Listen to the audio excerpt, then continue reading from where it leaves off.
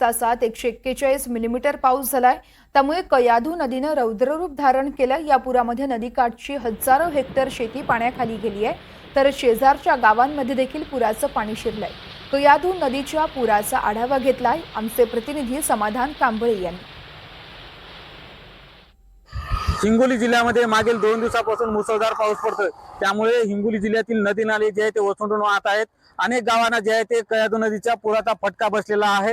हिंगोली जिल्ह्यातील जीवनवाहिनी समजल्या जाणाऱ्या कयाधू नदीचं रौद्ररूप आपण पाहू शकता। हे जे कयाधू नदी आहे पूर्ण जिथपर्यंत नजर जाईल तिथपर्यंत हे कयाधू नदीचं पाणी दिसत आहे। यामध्ये अनेक हजारो हेक्टर शेती जे आहे ते या पुराच्या पाण्याखाली गेलेली आहे। त्यामुळे अनेक शेती जे आहे ते या पुराच्या पाण्याखाली अडकलेली आहे। त्याचबरोबर शेतकरी सुद्धा काही या पुराच्या विळख्यात सापडले होते, मात्र रेस्क्यू टीमने जे आहे ते त्यांना सुखरूप बाहेर काढलेले आहे। त्याचबरोबर आपण बघू शकता की हा जो डीपी आहे, हा डीपी त्याचबरोबर येथे जाणारी लाईट ही सुद्धा या पुराच्या पाण्यात अडकलेली आहे।